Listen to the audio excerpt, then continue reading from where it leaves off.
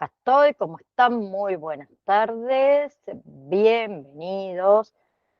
¿Cómo estás, Alex? Está Pablo también. A ver qué más anda por ahí. Tardes.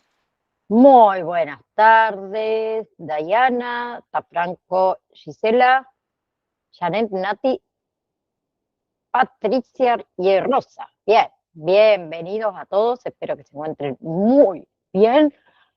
Acá hace mucho frío, se vino el invierno realmente, chicuelos, por favor.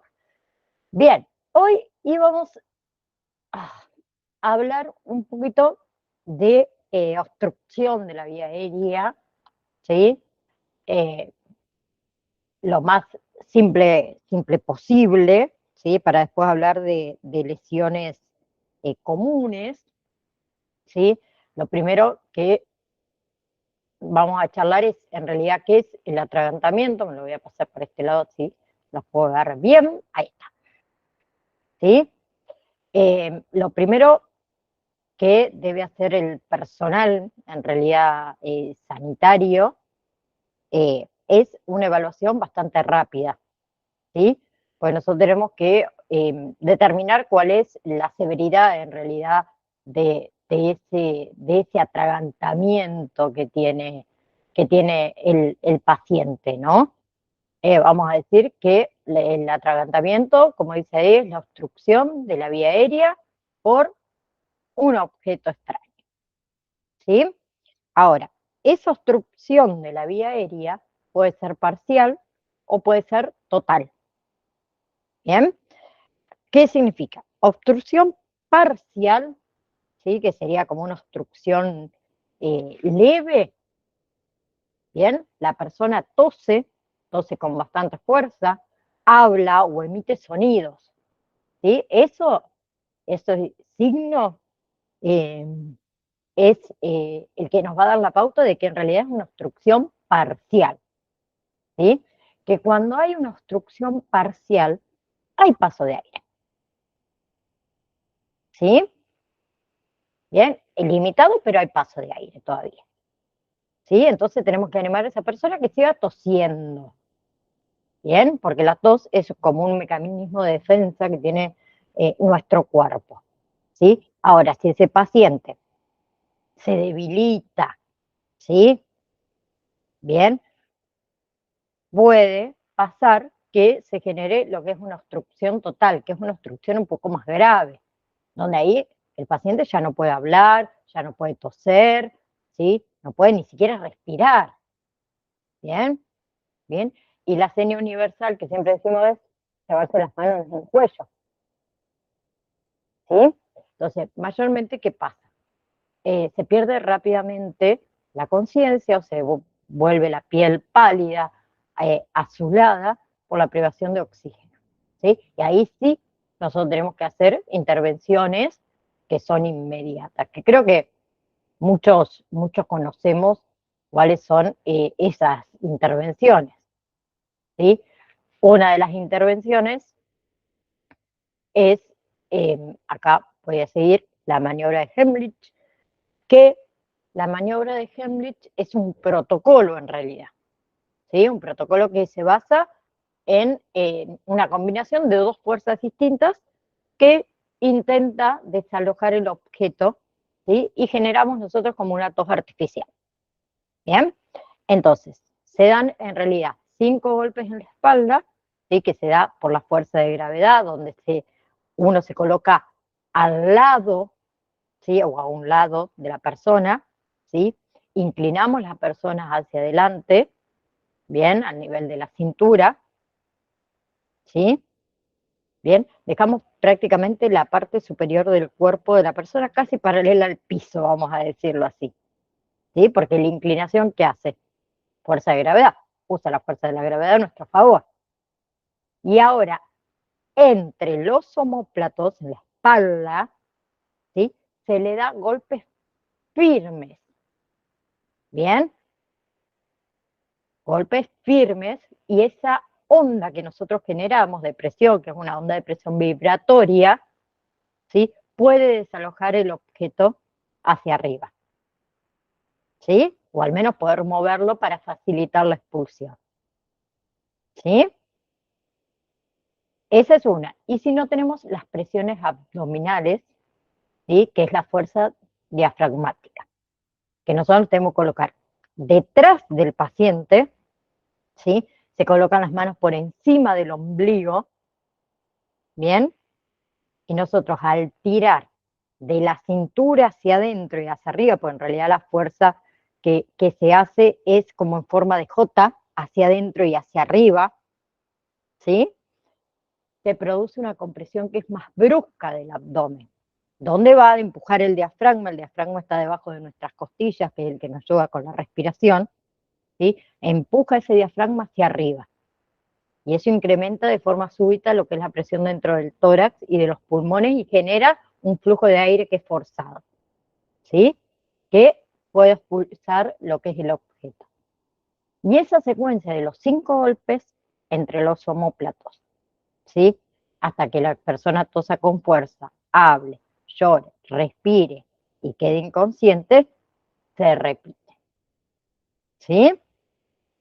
Bien, ahora hay que tener algunas consideraciones, por decirlo de alguna manera, que ahora después vamos a ver estos pequeños videitos. Mujer embarazada, ¿sí? Un embarazo eh, avanzado, un paciente que es obeso, por ejemplo, ¿sí? ¿Qué hacemos en ese caso? Porque a la mujer embarazada nosotros no le podemos hacer presión abdominal, ¿no? En realidad se aplica presión en el pecho en lugar de esas presiones abdominales, ¿sí?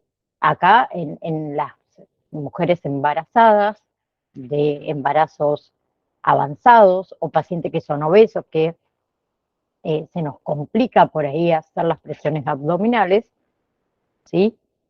Esas presiones abdominales, si las hacemos, van a ser ineficientes, ¿sí? Y peligrosas para la mujer embarazada. ¿Bien? Y también nos puede suceder que por ahí no podemos rodear al paciente, ¿sí? Entonces, las presiones en el pecho, que es el esternón en realidad, donde hacemos la RCP, ¿sí? Logran el mismo efecto de presión. Entonces, se van a hacer en el pecho, ¿sí? Bien, ¿vamos hasta ahí? Sí, ¿Sí? Y en los bebés, en los menores de 1 año,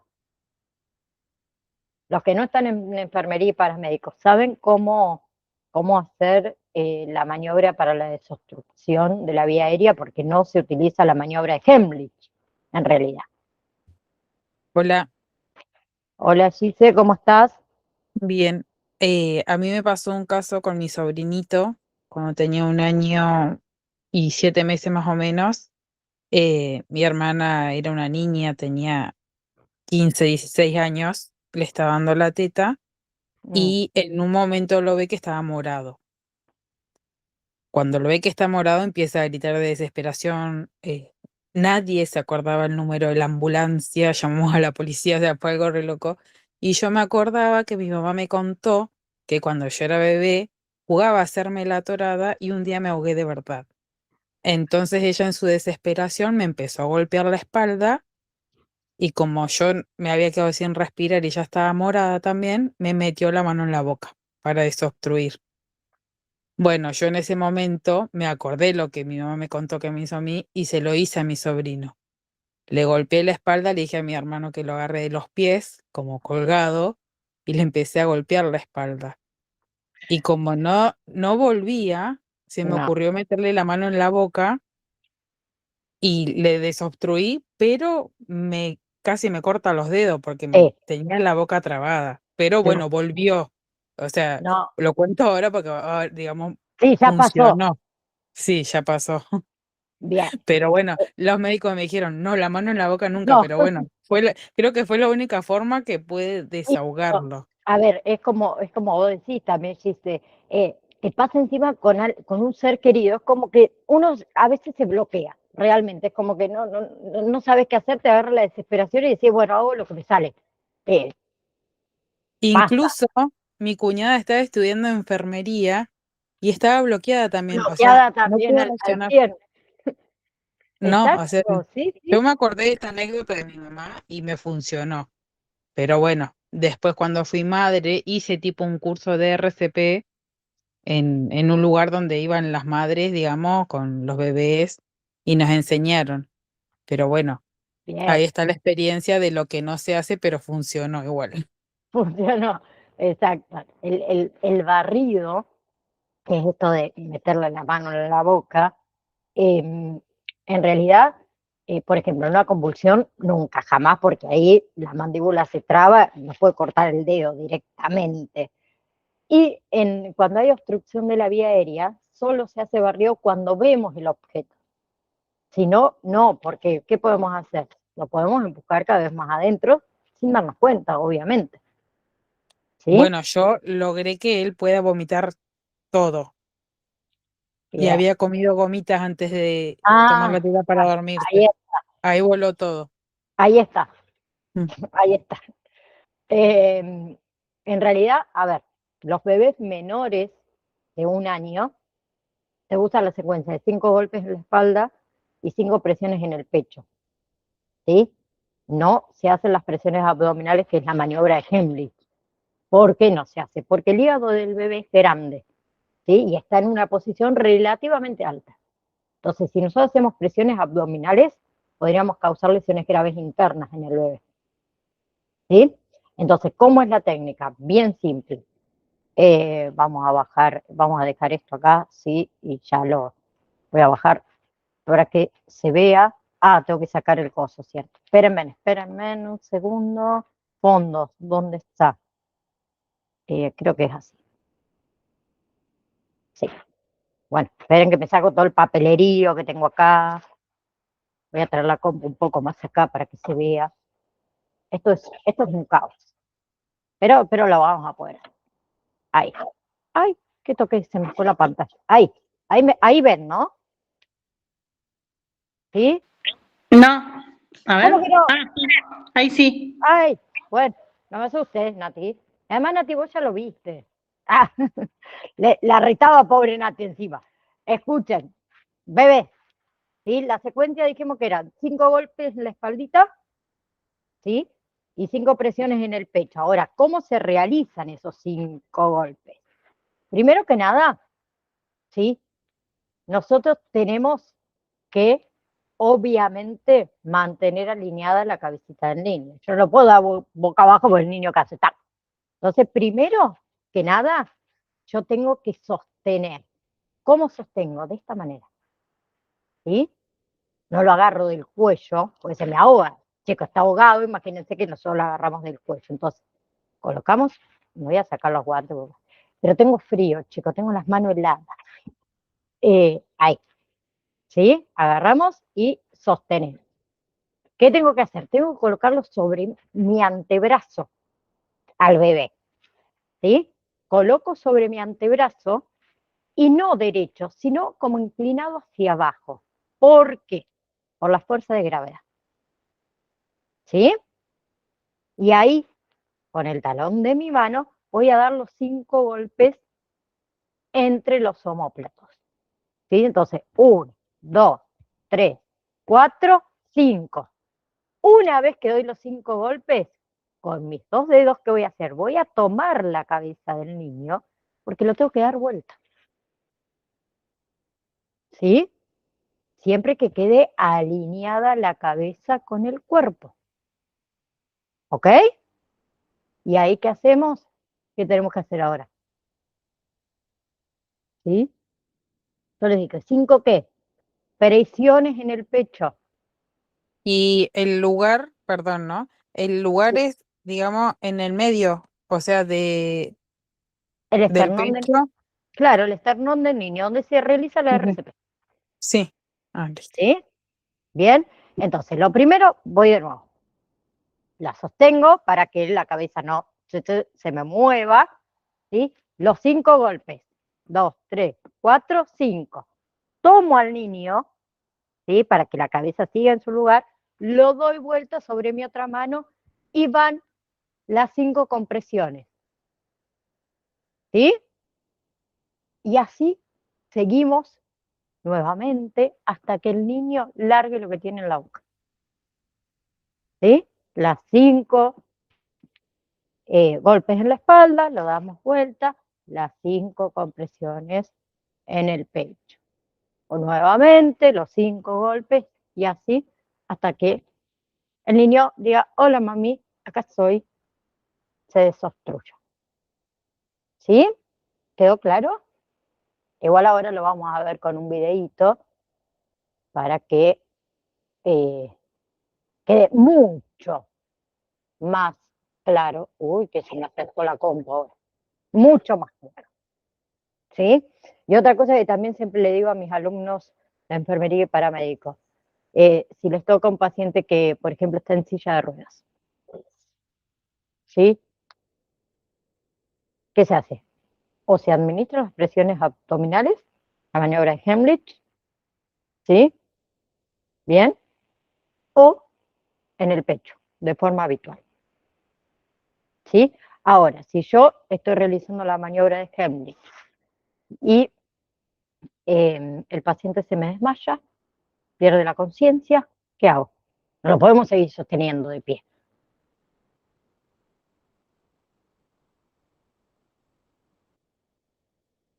¿O no? Es una situación ahí de paro cardiorrespiratorio potencial. Entonces ahí todo el enfoque cambia, ¿sí?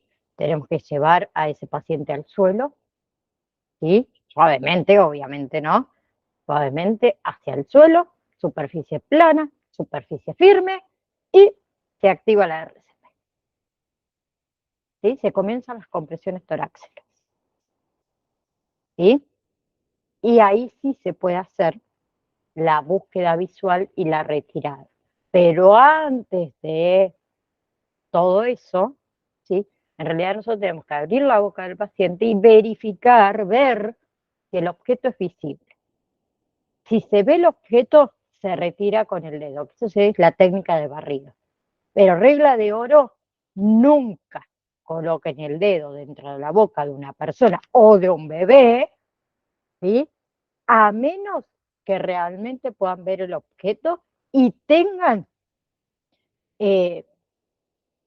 esa seguridad de que lo van a poder sacar, ¿sí? Porque como les dije antes, la inserción a ciegas puede empujar ese objeto mucho más profundo en la garganta, ¿sí?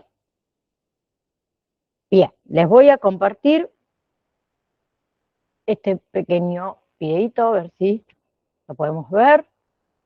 Ah, no, este es cierto que yo, este me lo Hola a todos, ¿qué registré. tal? Esperando que estén muy bien. Vamos a ver. El otro, Hola a todos, ¿qué tal? Esperando. deben un segundo.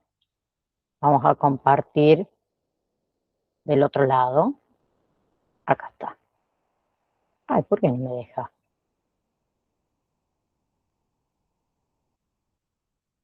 Me aparece. Un segundito. ¿Me lo dejo compartir? A ver ahí. Creo que sí. Ahora sí. Bien. Ahí ponemos. Que estén muy bien, vamos a ver en este video la maniobra de Heimlich, que por cierto, esa es la pronunciación correcta porque está en alemán, la mayoría dice Heimlich, pero bueno, se entiende de qué se trata. Esta es una maniobra utilizada para tratar el atragantamiento agudo total, es decir, cuando entra un objeto en la vía aérea, este puede generar una oclusión parcial o total. Cuando es parcial, es decir, deja parte de la vía permeable, el paciente puede emitir cierto quejido respiratorio, cierto estridor, también puede toser. En cambio, la total, el paciente no puede emitir ningún tipo de sonido porque no hay comunicación alguna. Entonces, esta es la más grave y aquí estaría indicada la maniobra de Heimlich. Cuando hablamos de oclusión parcial, es mejor estimular el mecanismo de la tos. Si el paciente tose, esto es el mejor mecanismo que existe para eliminar objetos que sean de manera parcial, ¿de acuerdo? En este video vamos a revisar la técnica correcta en el adulto, en el niño, en el bebé y también en ti mismo por si acaso tú te atragantes y no tengas nadie a tu alrededor que te ayude, ¿de acuerdo? Así que vamos a ver cómo se hace. Bueno, aquí les presento a la familia Heimlich. Aquí tenemos al señor Heimlich, al hijo mayor Heimlich y al pequeño bebé Heimlich, ¿de acuerdo? Imagínate que los tres estaban almorzando en un restaurante y de repente los tres se atragantaron al mismo tiempo. Entonces vamos a ver la maniobra en cada uno para salvarles la vida. Entonces, primero vamos con el señor Heimlich. Las primeras manifestaciones que hace el paciente con atragantamiento son llevarse las manos al cuello, también puede hacer una facies de angustia, puede haber un poquito de cianosis en los labios. El paciente desesperadamente mira hacia los lados por ayuda, entonces tú te colocas detrás del paciente, la mano derecha la pones en puño, la mano izquierda la pones por delante de esta mano y ese es un movimiento fuerte hacia atrás y hacia arriba, en el abdomen, con la intención de expulsar el aire. Entonces colocas la mano por detrás, haces la maniobra y sale la obstrucción. Así es como se debe realizar. Ahora lo vamos a ver desde lateral. Vamos a colocar otra vez el objeto extraño y como viste el movimiento, pones la mano debajo de los rebordes costales, ¿verdad? Y haces un movimiento fuerte hacia atrás y hacia arriba para que salga el objeto. También nos puede pasar que el objeto no sale, como es el caso de este paciente. Si el objeto no sale después de aplicar varias maniobras, el paciente pierde la conciencia y cuando pierde la conciencia lo que está indicado es hacer RCP. Aquí tenemos que iniciar las 30 compresiones para luego pasar a las 2 respiraciones y así hasta que llegue el servicio de emergencia. Muy bien, ahora vamos a ver qué pasa con el niño. Les voy a presentar dos posibilidades. La primera es que se trate de una oclusión parcial. Entonces, si hay parcial, pasa parte del aire, el paciente se agarra la garganta, pero sí podemos escuchar cierto estridor inspiratorio. Entonces, en tal circunstancia estimulamos el mecanismo de la tos y sale. Salió el cuerpo extraño por la propia tos del paciente. Ahora vamos a simular qué pasaría si fuera un atragantamiento total. Entonces, aquí el paciente se sujeta, no se escucha nada. Entonces aquí es un total, vamos a hacer la maniobra de Heimlich. La única diferencia con el adulto es que tenemos que elevar al niño o nosotros colocarnos a su estatura. Hacemos la misma maniobra y sale el cuerpo extraño. La única diferencia sería esa, ponernos en una posición favorable para la estatura del niño. Así se vería de manera lateral. Y si es que el niño no responde, no funciona, pues al igual que el adulto tendríamos que iniciar las maniobras de RCP, ¿de acuerdo? Muy bien, si se trata de un bebé, lo primero que tenemos que hacer es estimular su reacción. Si es que el bebé no responde, también podemos estimularlo golpeando la planta de sus pies de esta manera. Y si esto no funciona, entonces tenemos que aplicar la maniobra. Vamos a colocar nuestra mano derecha con forma de B. Esto es para sujetar muy bien el mentón del niño durante la maniobra. Vamos a colocarlo sobre nuestro antebrazo de manera prona. Entonces aquí vemos que el bebé está con la cabeza más abajo que el eje del resto del cuerpo y vamos a aplicar 5 golpes. Aquí en el primer golpe salió el objeto, hacemos 5 golpes, pero también puede ocurrir que no salga el objeto. Si es que todavía la oclusión persiste, tenemos que sujetarlo por la parte de detrás de la cabeza, le damos la vuelta, ¿sí? Vamos a trazar una línea imaginaria entre sus dos pezones para hacer compresiones con 2 dedos. Vamos a hacer 5 compresiones. 1, 2, 3, 4, 5. Ahí otra vez del mentón hacia abajo y 5 golpes. Vamos a seguir repitiendo esta maniobra hasta que pasen dos cosas. O el bebé pierda la conciencia o se elimine el objeto.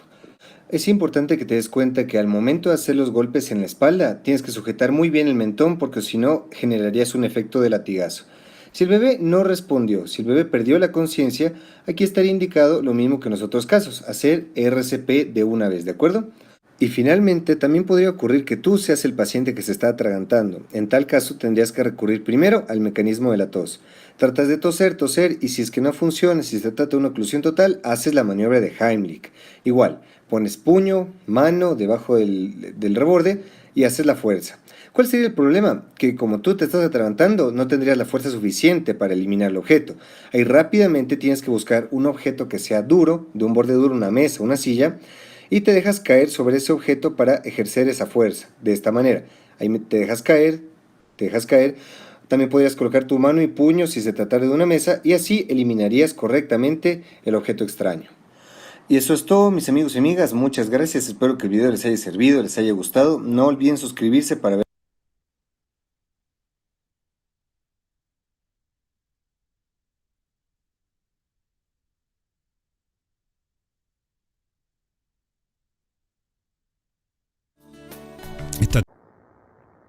Bien, hasta el momento, ¿alguna pregunta?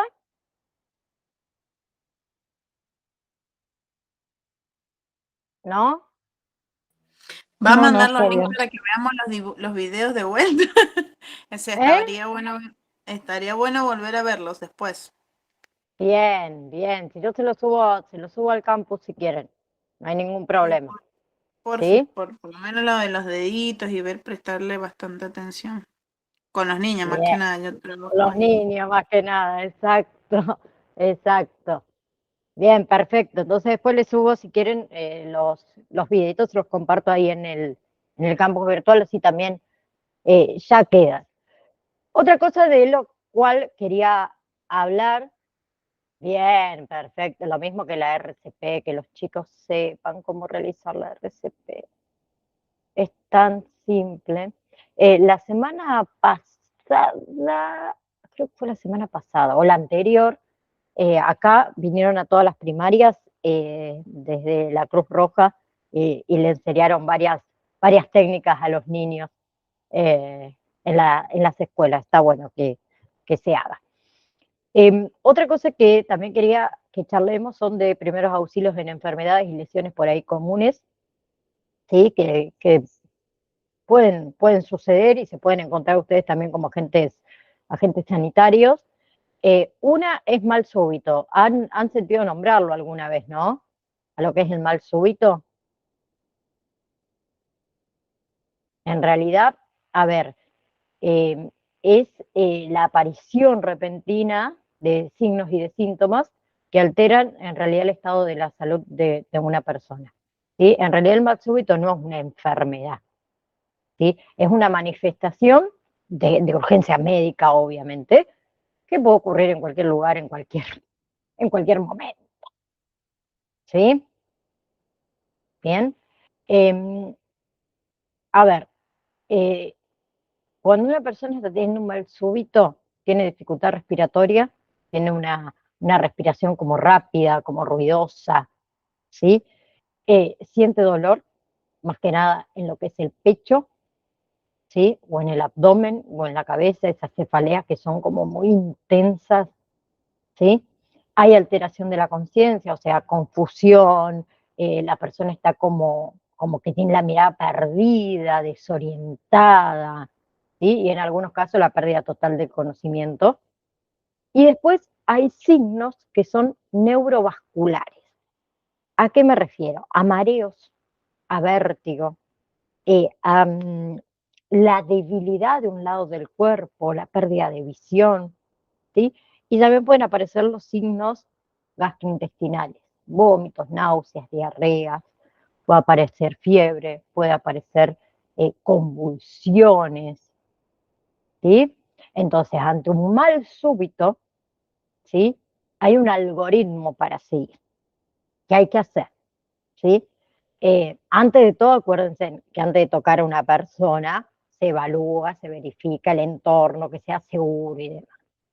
Pero lo primero que hay que hacer es saber si la vía aérea está permeable, ¿sí? Si esa persona respira o no, ¿sí? Lo segundo, si hay ruidos en esa respiración o si tiene una buena respiración. Y lo tercero que hay que evaluar es la circulación. O sea, ¿hay pulso o no hay pulso? ¿Sí? Y siempre llamen enseguida al sistema médico de emergencia. Ahora, si el paciente está inconsciente pero respira, ¿sí? Se coloca en lo que es la posición lateral de seguridad, que ya se las voy a decir cómo se realiza, que en realidad es de lado, pero les paso un videito para que ustedes lo vean, eh, para que pueda descansar, ¿sí? Eh, y si tiene dificultad respiratoria la persona, se coloca en la posición Fowler o semisentada, para hacerle más simple a ustedes. ¿Sí? Bien. Ahora, lo que es, ahí yo lo voy a colocar al videíto para que lo vean, la posición lateral de seguridad, porque si no, no van a saber de lo que estoy hablando. Vamos a pasar un videito que es muy simple. Esperen que me voy a YouTube. Acá está YouTube, porque no lo tengo descargado en la com. Ahí está. Ahí lo colocamos. Ahí está. Dejar de presentar y presentamos el otro. ¿A qué me refiero con la posición lateral de seguridad? Es Bien, que recordar, ustedes nos ven- acercamos a la víctima, la zona está segura, tenemos que comprobar si el paciente está, ¡oiga! Y vemos que el paciente no responde a nada y pedimos ayuda, por si acaso se venimos solos. Luego a continuación, recordar, maniobra frente mentón.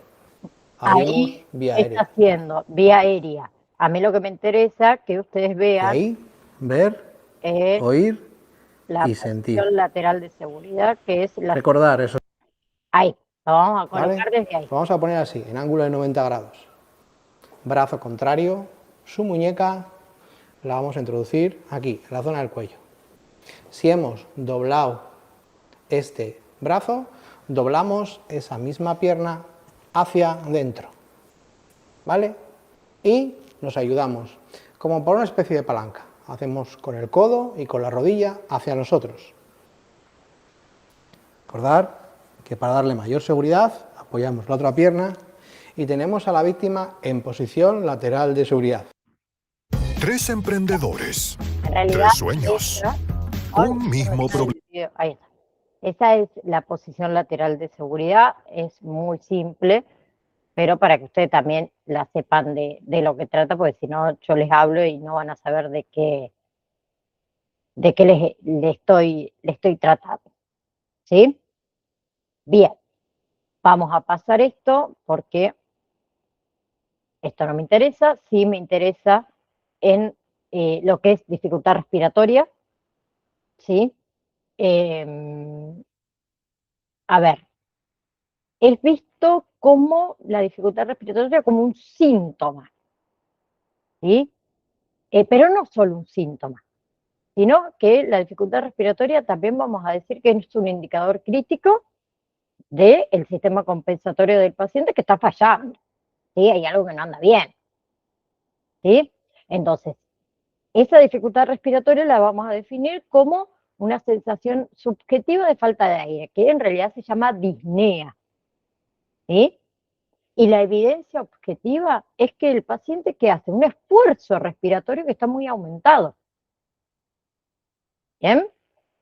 Entonces, las causas que puede tener la dificultad respiratoria puede ser por una obstrucción, que lo vimos anteriormente, hay un bloqueo, digamos, de las vías aéreas, por un objeto extraño, por alguna inflamación, ¿sí? Puede ser que haya un edema en la glotis, entonces se inflama la glotis y ¿qué pasa? No pasa aire, ¿sí? Pero también puede ser por afecciones médicas, ¿sí? EPOC, por ejemplo, asma, ¿sí? Enfermedad. EPOC es enfermedad pulmonar obstructiva crónica, pero también puede ser por eventos cardiovasculares. IAM, ¿saben lo que es? Infarto agudo de miocardio, ¿sí? Pero también puede ser por una insuficiencia cardíaca congénita, por ejemplo, ¿sí? También se puede dar, por ejemplo, por reacciones alérgicas, que la persona no puede respirar porque está teniendo una anafilaxia, ¿sí? O puede ser por factores psicológicos, como dice ahí, ¿sí? Una angustia emocional que nos causa esa sensación que no podemos respirar, un ataque de pánico, ¿sí? ¿Qué hacemos en los ataques de pánico? ¿Qué nos sucede? Hay una hiperventilación, entonces no podemos respirar, ¿sí? Entonces, si nosotros hablamos de los signos y los síntomas de una dificultad respiratoria, ¿sí? De ese esfuerzo respiratorio, bien, antes de que el paciente llegue a un paro respiratorio, respira muy rápido, ¿sí? Que cuando respiramos muy rápido se llama taquipnea, ¿sí? O respira muy lento, que es bradipnea, ¿sí? Mucho más lento de lo normal. Ahora, esas respiraciones suelen ser muy superficiales, ¿sí? O muy profundas. Cuando, muy profunda, ¿a qué me refiero? ¿Viste cuando nosotros respiramos muy fuerte y rápido, como que jadeamos y hacemos así? Bien, esas suelen ser profundas. Y también los ruidos, ¿sí? Las sibilancias son como los silbidos cuando respiramos, ¿sí? El estridor es un ruido como agudo cuando nosotros inhalamos, o si no como un roncus, una ronquera, ¿sí? Y también cuando tenemos una dificultad respiratoria, mayormente que utilizamos músculos accesorios, ¿sí? La aleteo nasal es muy común en los pediatras, ¿sí? Bien. Y puede haber cambios en la coloración de la piel también. ¿Sí? Puede haber cianosis, el color azulado que se da mucho en los labios, en las uñitas, pálido, ¿sí? Y se genera mayormente un estado mental de ansiedad, de agitación, ¿sí? Ahora, ¿qué vamos a hacer en esos casos entonces? Cuando un paciente tiene una dificultad respiratoria, ¿sí? ¿Qué hacemos?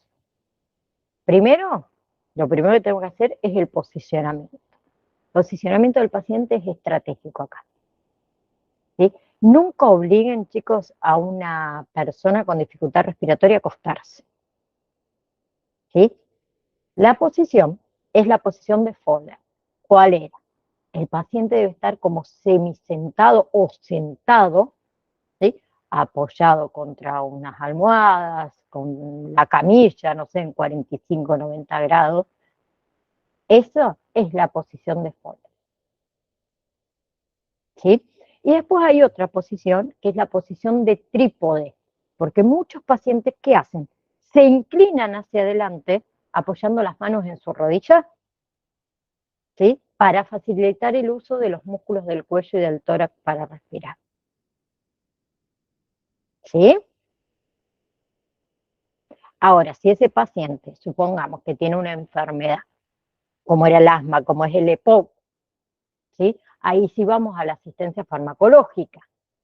Si tiene un inhalador de la dosis medida, prescripta para el asma, para el EPOC, lo tenemos que ayudar a utilizarlo, ¿sí?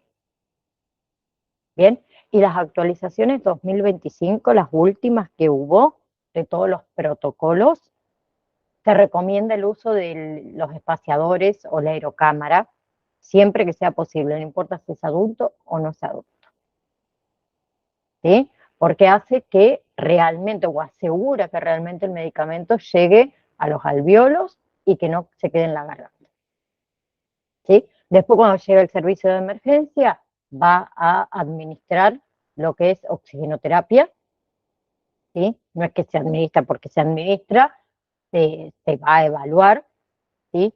Si disponen de este aparatito, ¿se acuerdan? El oxímetro de pulso. Bien, lo utilizamos porque el objetivo es mantener una saturación de oxígeno entre 94 y 99%, acuérdense en los pacientes generales, ¿sí? Y si es un paciente que se conoce que tiene EPOC, el rango objetivo es más bajo, es entre 88 y 92%. ¿Sí? ¿Vamos hasta ahí? Sí. Bien. Por otro lado, un paciente con asma, vamos para acá, paciente que tiene asma, ¿sí? El asma es una enfermedad crónica, ¿bien? En donde ciertos desencadenantes causan la inflamación, el estrechamiento de las vías respiratorias.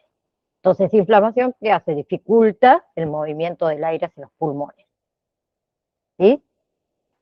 Mayormente la persona que tiene asma se desencadena esta dificultad respiratoria cuando hace ejercicio, cuando las temperaturas por ahí son muy altas, en algunas alergias, algunas contaminación, olores fuertes, por ejemplo, ¿sí? O cuando tiene infecciones respiratorias o por el mismo estrés, ¿sí?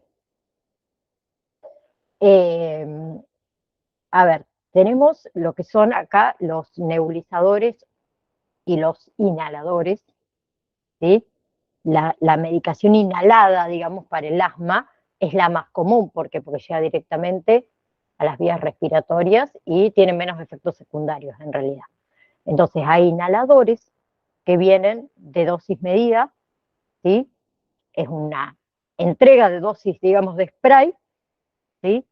Que como les dije antes se recomienda utilizarla con los espaciadores, con la cámara, y si no están los inhaladores de polvo seco, ¿sí? Que los inhaladores de polvo seco, que no tengo ninguno acá, mi mamá tiene POC, y cuando termine uno yo le voy a pedir para que me lo dé, así ustedes lo pueden ver cómo es como más redondito, y tiene una dosis diaria para todo el mes, que requiere una inhalación mucho más fuerte y mucho más rápida, ¿sí? Para poder activarse ese polvo, ¿sí? Y después están los nebulizadores, ¿sí? Que convierten el líquido en vapor, todos lo conocemos, que es ideal para los niños, para los adultos mayores, por ahí, para pacientes que tienen ataques graves, que no pueden respirar profundamente, ¿sí?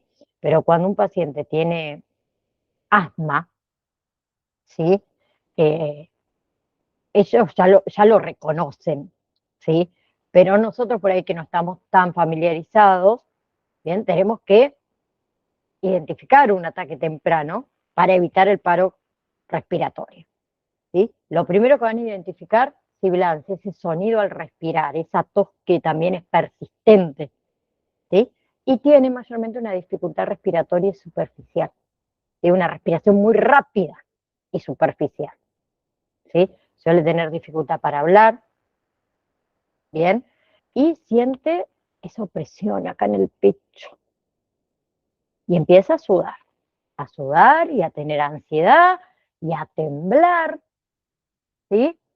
Entonces lo que nosotros tenemos que hacer, ¿sí?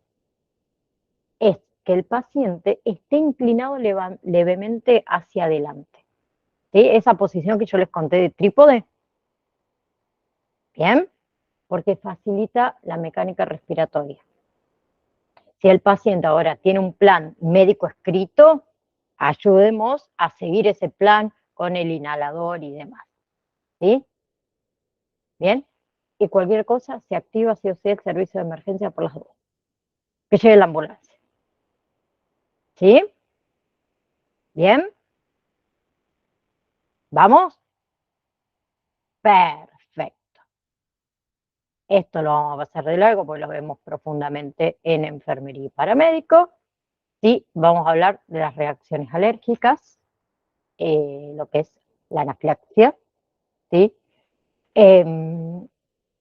La anafilaxia es esa reacción alérgica, es la más grave que hay, ¿sí? Que puede provocar la muerte en cuestiones de minutos, ¿sí? Si es que no se interviene. ¿Alguna vez alguno de ustedes tuvo una fuerte reacción alérgica, una anafilaxia? ¿No? No, No, yo no, pero mi hermano tuvo una reacción por urticaria, ¿puede ser? Sí, Y se le cerraron las vías y lo tuvieron que llevar rápido al médico, pero fue por una comida, me acuerdo. bien, una anafilaxia entonces tuvo. Bien, perfecto.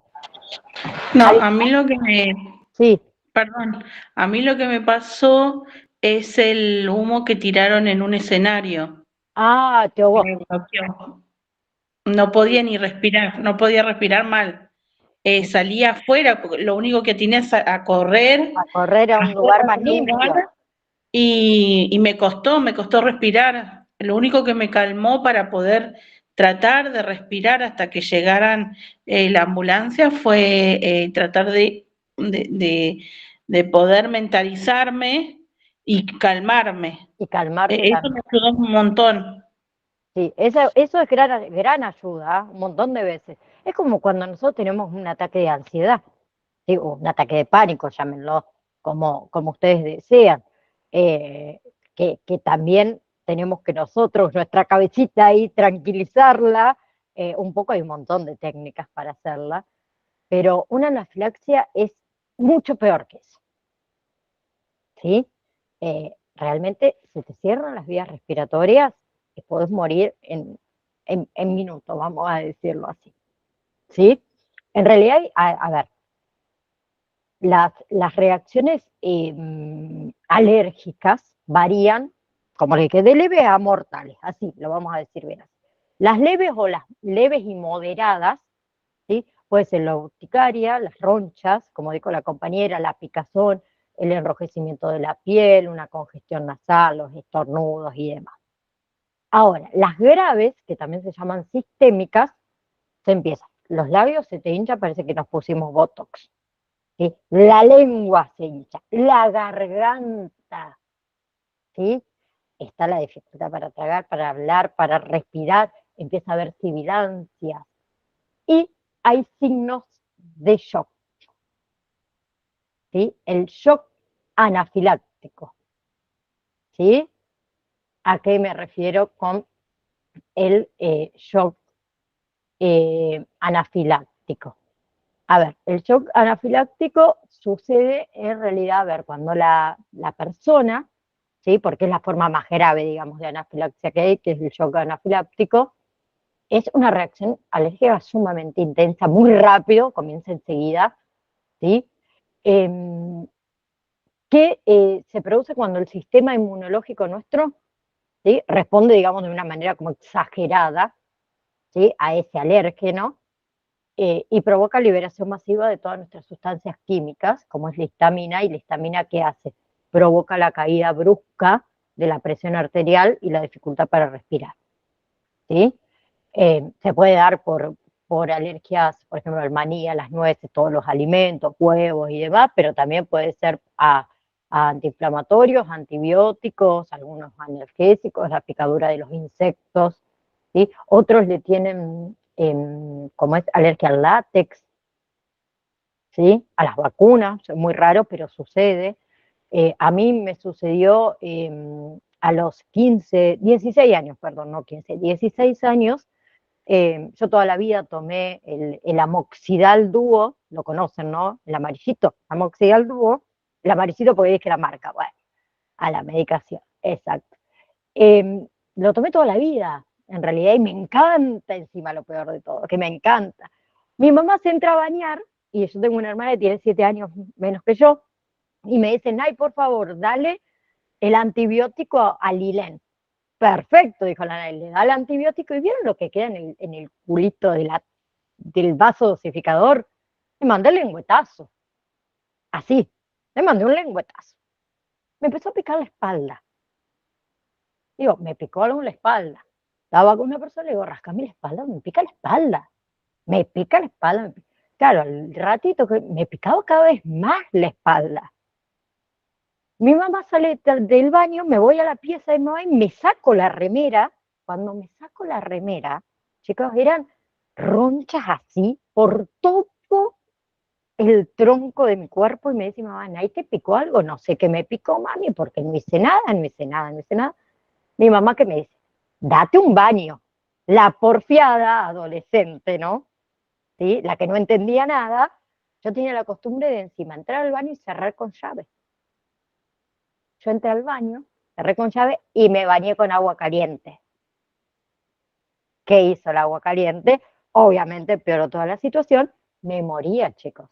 Yo le quería gritar a mi mamá del baño y no podía, quería abrir la puerta, y de la desesperación que sentía, que me moría literalmente, la boca y todo esto era, me hinché como un sapo, literalmente era un sapo, estuve 3 semanas así, inflamada. Claro, no podía abrir la puerta del baño, mi mamá del otro lado con toda una desesperación, todo un caos, eran casi las 12 de la noche, encima lo peor, y acá en la ciudad, en esa época, no teníamos hospital, teníamos Sanco, y cerraban la puerta con llave. Entonces vos tenías que tocarle timbre para que te atiendan, y yo muriéndome afuera. No, fue horrible, horrible. De ahí después me hicieron el estudio de la penicilina, en un lugar controlado que te inyectan, y sí, alérgica a la penicilina. Así que las alergias pueden aparecer en cualquier edad, chicuelos, ¿sí? Pero literalmente sentís que te morís. Va, sentís, no, te morís.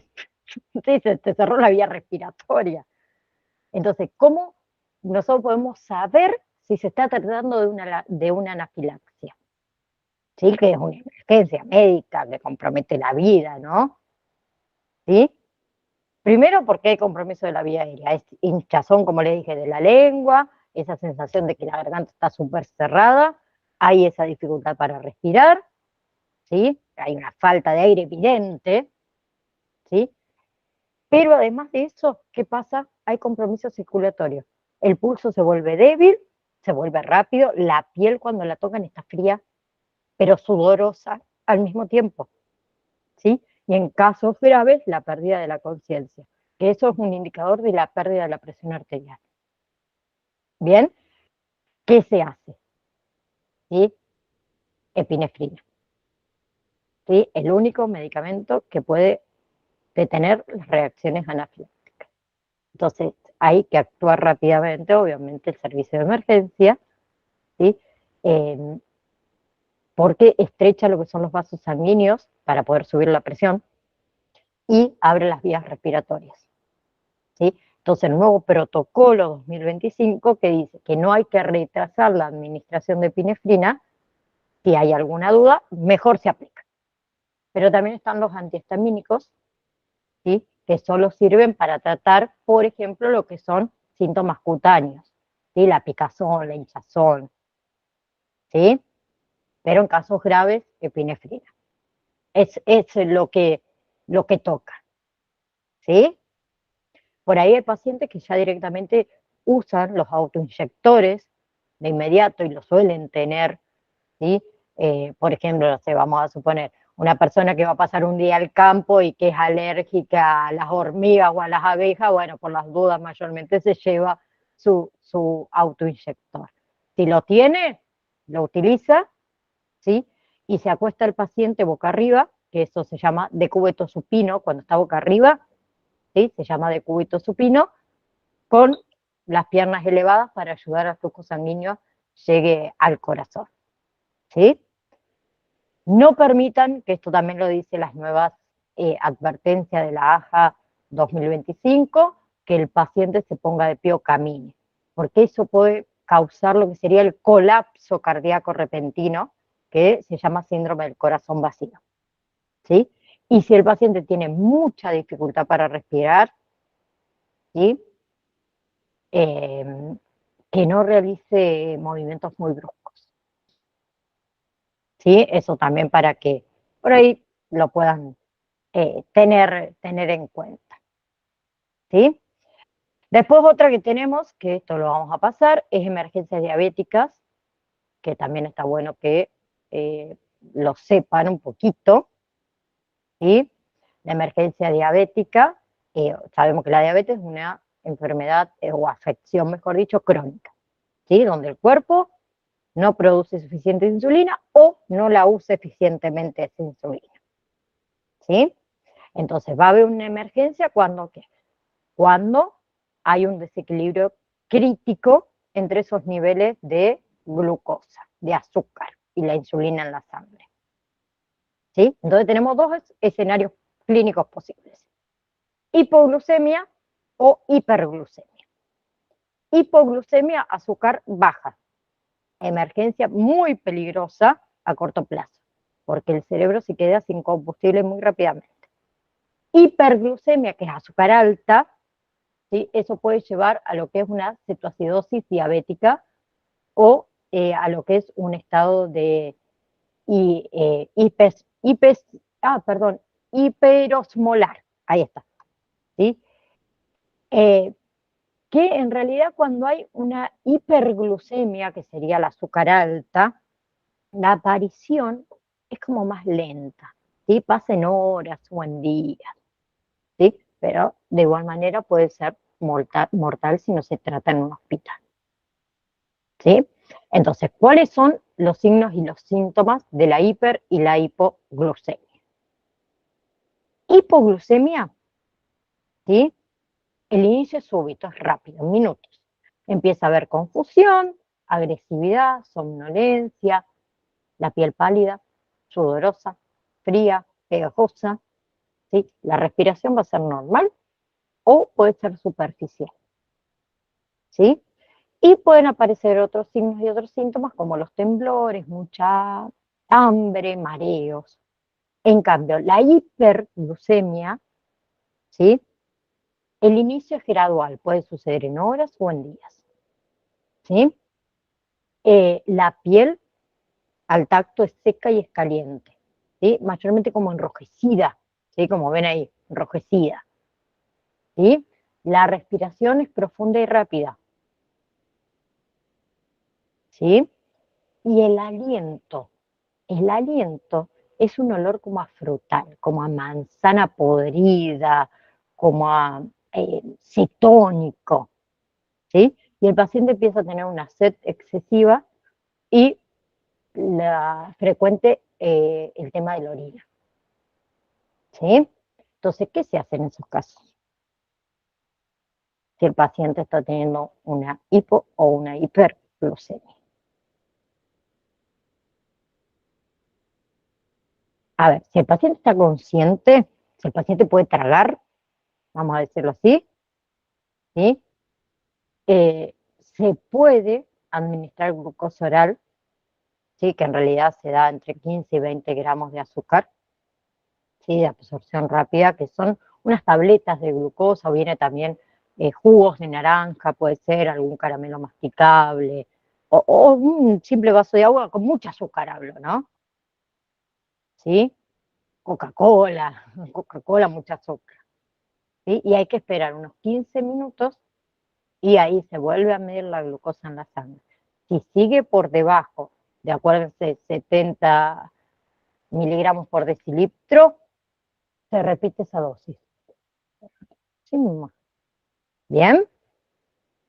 Una vez normalizada la glucemia, el paciente, ¿qué debe hacer? Debe ingerir carbohidratos complejos, un pan, galleta, por ejemplo, para mantener, digamos, los niveles. Ahora, si ese paciente está inconsciente y no puede tragar, es peligrosísimo, ¿sí? Ahí no se le da líquido, no se le da comida, nada por la boca, ¿no? Pues está inconsciente, ¿sí? Hay riesgo de broncoaspiración. Ahí directamente, servicio de emergencia, ¿sí? Notificamos que tenemos una emergencia diabética con pérdida de conciencia. Así, simple.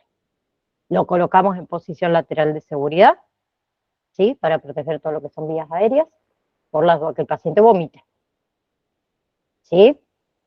Y cuando llegue paramédico, enfermero, médico, seguramente le van a dar glucagón, ¿sí?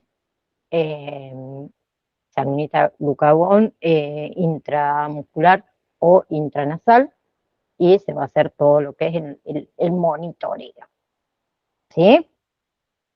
Bien. Me queda que charlemos la clase que viene convulsiones, que eso está bueno también para que lo sepan. Déjenme ver el PowerPoint, pero sé que era convulsiones, estoy segura, sí. Después tenemos, bueno, el manejo, desmayos, qué hacer cuando una persona le da un desmayo, qué hacer cuando una persona le da un ACV, ¿sí? ¿Les parece? Bien. Si yo no me equivoco, nosotros tenemos que poner un examen, ¿o no? ¿Sí o no? Sí, me parece que era, sí, me parece que un examen. Y después venía un trabajo práctico, me parece. O al revés, no me acuerdo. Primero está el trabajo práctico, si yo no me equivoco. Y después el examen. Ahí está, ahora me anda. Esperen que mi internet anda últimamente como yo, perdida de la vida. Ahí vamos. Espérenme. Ahí, los que hicieron el trabajo práctico y lo entregaron hasta hoy a la mañana, yo ya se los corregí, está en el campus virtual, para que lo vean. El trabajo práctico es cuidados en el hogar. Quien no lo pueda subir en el campus virtual, acuérdense de mandármelo por privado, ¿sí? Por WhatsApp, ¿sí? Pero era no, signos vitales y primeros auxilios, pero no lo termina primeros auxilios, así que no van a tener examen todavía. Yo ya le quería poner un examen. No, terminamos la clase que viene primeros auxilios y después viene el examen, ¿sí? Pero acuérdense que tienen ese trabajito práctico, si lo quieren ir haciendo, no hay ningún problema. el trabajo práctico es este de cuidados en el hogar, ¿sí? Que tenían hasta el 15 de junio para hacerlo, pero hay alumnos, hay compañeros que no lo realizaron, ¿sí? Entonces, si no lo realizaron, que me han hablado también por privado, me están enviando y se los voy corrigiendo, ¿sí? No te asustes, Patri, no hay otra cosa para hacer hasta que no terminemos de charlar un poquito de primeros auxilios básicos, ¿sí? Porque la clase que viene quiero que hablemos, como les dije, convulsiones y le dije ACV, y podemos charlar un poquito de algunas lesiones musculoesqueléticas que pueden ser comunes, que nos puede llegar a pasar un esguince, ¿sí? Me doblé el tobillo, ¿sí? Se pueden encontrar ustedes también con esas situaciones, que estaría bueno si quieren, si no, yo avanzo, ¿sí? Avanzamos con inmunizaciones, no hay ningún problema.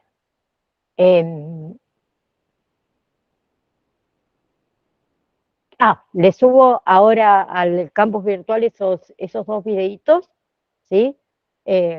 Con respecto a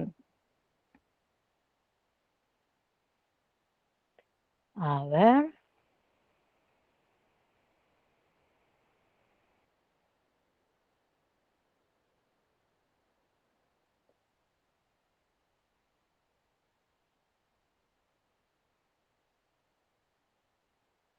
Sí, creo que sí. Estoy viendo lo de material adicional. Sí, la subí, ahí ahora se los habilito, bueno, no se las habilité, pero ya los subí. Quería corroborar si había subido las actualizaciones de todos los protocolos. Sí, ahora se los habilito y les subo los dos videos no, de nada, de desobstrucción de la vía aérea para que ustedes lo tengan dentro del campus virtual. ¿Les parece? ¿Sí?